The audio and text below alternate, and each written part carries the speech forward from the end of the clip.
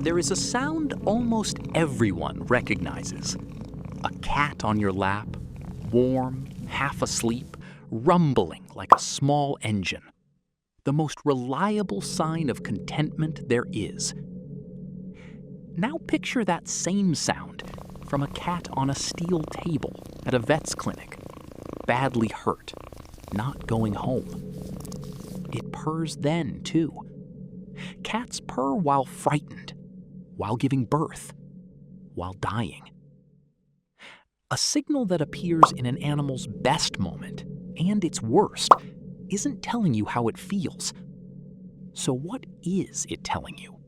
The usual explanation is the one you already have. Purring means a happy cat. And most of the time, that works. Cats do purr when they're content. But it doesn't survive the exceptions. A cat with a shattered leg purrs. A cat in labor purrs.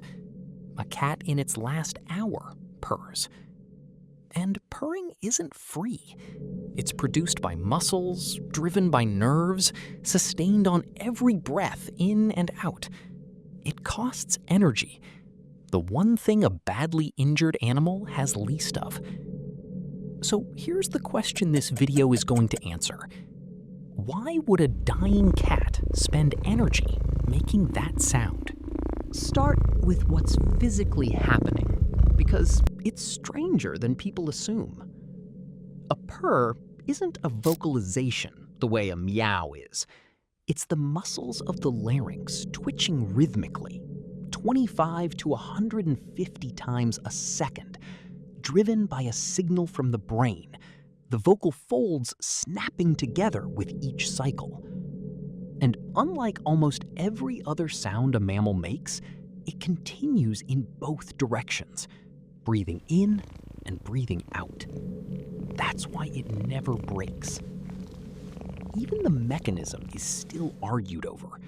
We have been living with these animals for 9,000 years, and we are not entirely certain how they make the noise. Now, the first real answer, and it's a good one. In 2009, a researcher named Karen McComb noticed something about the way her own cat woke her up.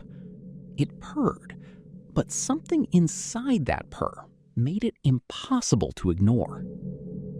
Her team recorded cats purring for food and cats purring while relaxed, and found a difference the ear catches before the mind does. In the food purrs, there's a high, thin cry buried in the low rumble, roughly in the frequency range of a human infant's. They played both to people, including some who had never owned a cat. Everyone rated the food purrs as more urgent, harder to ignore. The cat had found the frequency we are least able to refuse. Which is a beautiful piece of manipulation.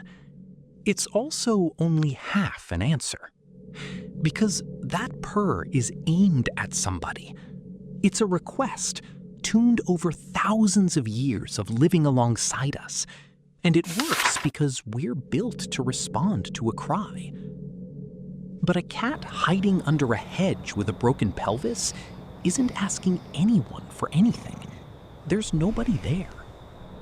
And cats that have never met a human purr. So do cheetahs, ocelots, pumas, and servals. Animals that have no reason to be requesting anything from us at all. So the cry explains the cat at your fridge. It doesn't explain the cat on the table. For that, we have to go back to 2001 and a bioacoustics researcher named Elizabeth von Muggenthaler. Her team recorded 44 cats, domestic ones, plus cheetahs, ocelots, pumas, and servals, and ran the purrs through frequency analysis. Every single animal produced strong frequencies between 25 and 150 hertz. And several species, domestic cats, servals, ocelots, pumas, had dominant frequencies sitting at exactly 25 and 50 hertz. Which matters because those two numbers were already known for something else. Vibration in that band is used in physical therapy to stimulate bone growth and speed fracture healing. The cat is vibrating itself at the frequencies we use to mend bone.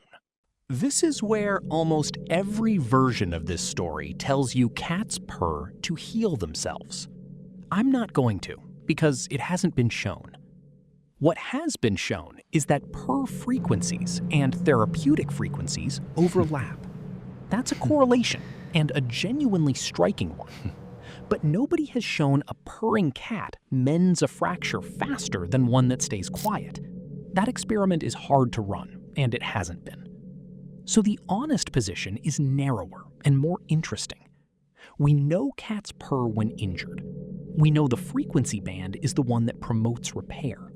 We don't know that one causes the other. It might be a mechanism. It might be coincidence. It is definitely a strange coincidence. Which brings us to the answer to the question we started with. A purr is not a report on how a cat feels. It's something a cat does. Sometimes it's aimed outward. Feed me. Stay with me. Sometimes it seems aimed inward, at the cat itself, where there is nobody to hear it. That's why the same sound turns up on a warm lap and on a steel table. We assumed it was a label for an emotion. It's closer to a tool used for different jobs. The dying cat isn't telling you it's happy. It's doing the last thing it knows how to do. And once you've seen that, it's difficult not to look at your own signals the same way. We treat expressions as readouts. A smile means happy. Laughter means amused. Crying means sad. But you've smiled at people you disliked. You've laughed while frightened. People cry at weddings, at funerals, and when they're simply exhausted. Your face is not a display panel reporting your internal weather. It's aimed at somebody, doing a job. That's not dishonesty. It's what signals are for. They exist to change what happens next, not to describe what's already happening inside. The cat on the table isn't lying to anyone. It's reaching for the only thing it has that ever changed anything. A sound that has brought comfort and food and company its whole life. And it makes that sound now, when it needs those things most. So picture the room one more time. A cat, quiet at the end, and that low, familiar rumble, going anyway. You can't know from outside which answer is doing the work. A request nobody can grant, something the animal does for itself, or a rhythm that has always meant safety. But here's what we do know.